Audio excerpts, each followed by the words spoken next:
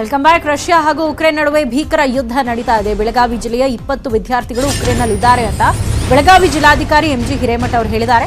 ಬೆಳಗಾವಿಯ 8 ವಿದ್ಯಾರ್ಥಿಗಳು ಸುರಕ್ಷಿತವಾಗಿ ವಾಪಸ್ ಆಗಿದ್ದಾರೆ. ಉಕ್ರೇನ್ನಲ್ಲಿ ವಿದ್ಯಾರ್ಥಿಗಳು ಸಿಲುಕೊಂಡಿರುವವರ ಬಗ್ಗೆ ಅವರ ಕುಟುಂಬಸ್ಥರಿಗೆ ಮಾಹಿತಿಯನ್ನು ಕೊಡಲಾಗಿದೆ. ಬೈಲಹೊಂಗಲದಲ್ಲಿ 2, ನಿಪ್ಪಾಣಿ 1, ಬೆಳಗಾವಿ 3, ಚಿಕ್ಕೋಡಿಯ 2 ವಿದ್ಯಾರ್ಥಿಗಳು ಉಕ್ರೇನ್ನಲ್ಲಿ ಸಿಲುಕೊಂಡಿದ್ದಾರೆ. ಇನ್ನುಳಿದ 12 ವಿದ್ಯಾರ್ಥಿಗಳು ಪೋಲೆಂಡ್ ಅನ್ನು ತಲುಪಿದ್ದಾರೆ. 2 ಅಥವಾ 3 ದಿನದಲ್ಲಿ ಎಲ್ಲರೂ ಸುರಕ್ಷಿತವಾಗಿ ವಾಪಸ್ ಆಗ್ತಾರೆ ಅಂತ ಬೆಳಗಾವಿ ಜಿಲ್ಲಾಧಿಕಾರಿ ಎಂಜಿ ಹಿರೇಮಠ ಅವರು ಮಾಹಿತಿ ಕೊಟ್ಟಿದ್ದಾರೆ.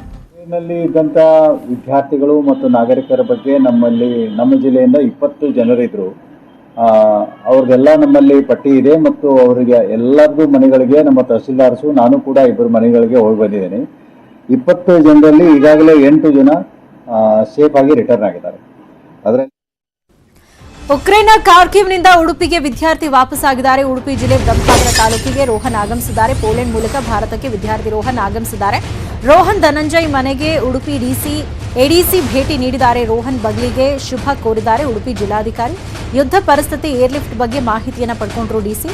ಕೃಷಿ ವಿಜ್ಞಾನಿ ಡಾಕ್ಟರ್ ಧನಂಜಯ್ ಬಗ್ಗಿ ಪುತ್ರ ರೋಹನ್ ಅವರನ್ನ ಭೇಟಿ ಮಾಡಿ ಅವರಿಂದ ಮಾಹಿತಿಯನ್ನು ಪಡ್ಕೊಂಡಿದ್ದಾರೆ.